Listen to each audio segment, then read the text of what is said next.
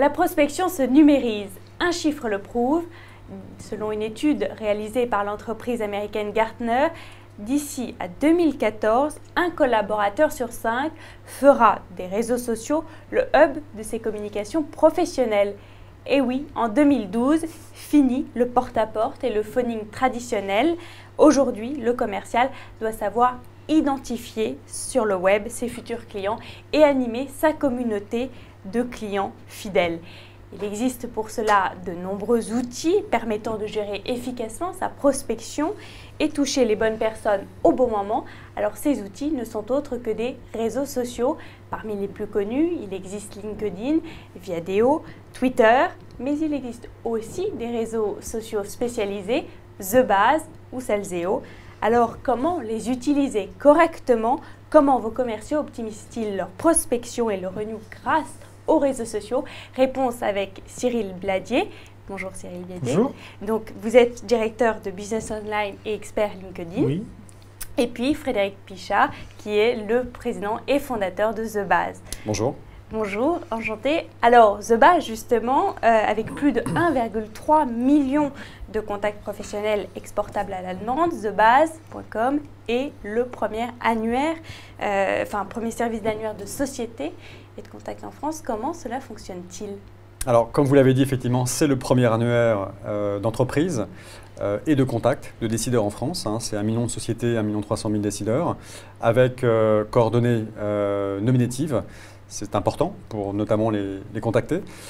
C'est un modèle collaboratif, hein, donc on est l'inverse d'un réseau social, puisque ce sont nos abonnés qui contribuent et mettent à jour leur carnet d'adresse directement sur The Base et reçoivent en échange des crédits pour pouvoir consommer, exporter des contacts qu'ils n'ont pas. Alors, vous devez payer pour pouvoir avoir accès à ces données ou c'est gratuit complètement? C'est un service gratuit. C'est un service gratuit aujourd'hui qui permet déjà de pouvoir cibler son marché avec des critères de segmentation extrêmement simples et efficaces et fiables. Identifier un secteur d'activité, une zone géographique, une taille d'entreprise, salariale, d'effectifs. Et ensuite, on a accès à tous les décideurs de la société et on peut télécharger les coordonnées des contacts qu'on souhaite cibler. Cyril Bladier, il y a une étude récente qui a dit que 38% des commerciaux trouvent leur information via les réseaux sociaux moins spécialisés que The Base, donc LinkedIn, Twitter, Viadeo. C'est quand même beaucoup. Enfin, ce chiffre est important. Pourquoi ? Aujourd'hui, il y a effectivement, comme vous l'avez dit, plusieurs réseaux sociaux, notamment et des réseaux sociaux qui sont dits professionnels, LinkedIn étant le principal, et il y a également un réseau francophone qui s'appelle Viadeo. Et LinkedIn aujourd'hui est une base de données assez gigantesque de à peu près 200 millions de contacts qui sont inscrits sur la base. Et aujourd'hui, donc c'est un outil qui est extrêmement intéressant pour les commerciaux, pour se faire connaître, pour être trouvé, pour se faire repérer avec des prises de parole dans des groupes de discussion. Et c'est pour ça aujourd'hui, comme cette base de données est de plus en plus utilisée, qu'elle est utilisée par de nombreux cadres et dirigeants pour leur carrière, pour leur visibilité professionnelle. Du coup, les informations sont à jour et les commerciaux vont aller puiser dans LinkedIn ces contacts et essayer de se faire connaître à travers un développement de réseau. Et qu'est-ce qu'on doit mettre sur son profil sur LinkedIn, par exemple, alors, puisque c'est un outil de travail? Il y a deux moyens en fait, d'être visible sur LinkedIn. Il y a son profil personnel et la page de son entreprise. L'avantage avec LinkedIn, c'est qu'on peut tout à fait le faire gratuitement. Il n'y a pas d'abonnement à payer à LinkedIn pour faire un bon profil personnel et une page d'entreprise. Et ensuite, il faut comprendre que LinkedIn est une base de données et que la façon dont on va structurer son profil n'est pas un CV. Il faut simplement se poser la question, si je me mets dans la peau d'un de mes clients, comment est-ce que je chercherai ma prestation de service? Et se positionner en fonction de ses compétences distinctives, sa spécificité, et ce qui fait que le commercial de The Base ou le représentant de The Base sera spécifique, différent d'une offre d'un concurrent.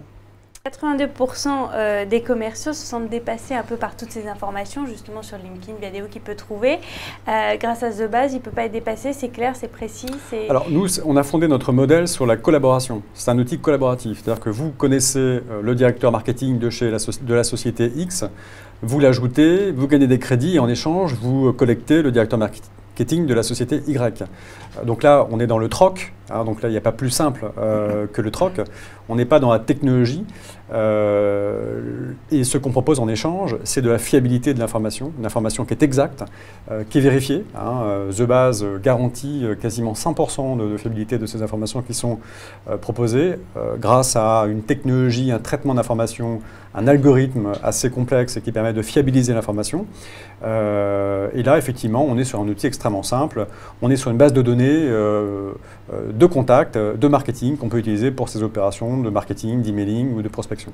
Et en fait, je pense que la grande force qu'un commercial aura avec une bonne utilisation à la fois de The Base et de LinkedIn, c'est de pouvoir utiliser The Base, on va dire, pour sourcer des profils, identifier des contacts, et ensuite il va aller rechercher ces contacts sur LinkedIn, voir comment il est connecté, et il verra que, comme par hasard, c'est un contact de niveau 2, c'est-à-dire que la personne qu'il a identifiée, une personne dans son réseau le connaît, et donc on va avoir une bonne complémentarité entre The Base qui va permettre d'identifier le bon contact, savoir que c'est effectivement la personne en poste qu'on veut contacter. Et ensuite, on peut utiliser LinkedIn pour savoir comment contacter cette personne, quel est son réseau, quel est le chemin d'accès à cette personne qu'on a identifié sur l'outil The Base. Parce que quelle est précisément justement cette différence entre The Base, qui est un réseau spécialisé, et LinkedIn, qui est un réseau social moins spécialisé?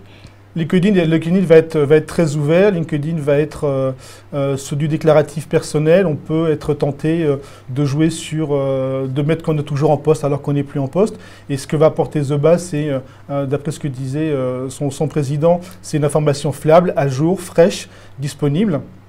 Et je pense du coup, c'est là qu'on va tirer la très bonne complémentarité entre les deux, d'aller vérifier sur l'un les informations qu'on a relevées sur l'autre. Et LinkedIn, là où il va être très fort, c'est qu'il va nous donner quel est le chemin d'accès pour accéder à ce contact.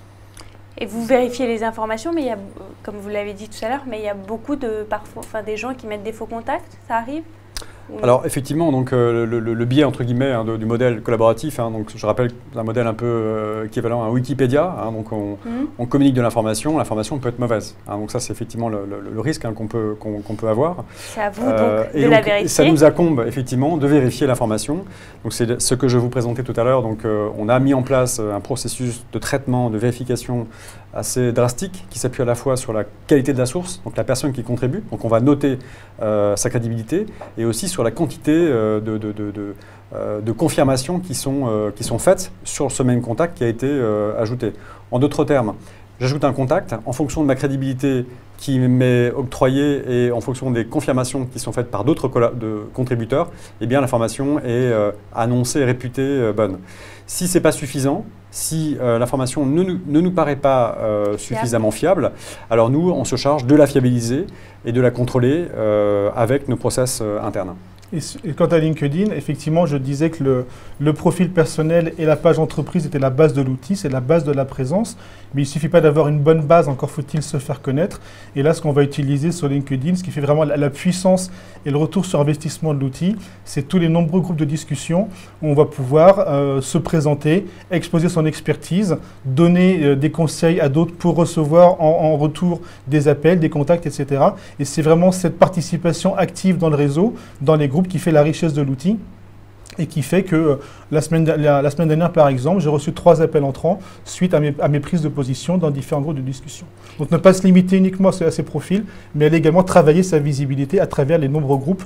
Il y en a plus de 30 000 en français qui sont disponibles sur la plateforme. Mais il n'y a pas un risque de se disperser finalement? Les commerciaux ne peuvent pas se perdre avec justement tous les réseaux sociaux qui existent et pas savoir les utiliser?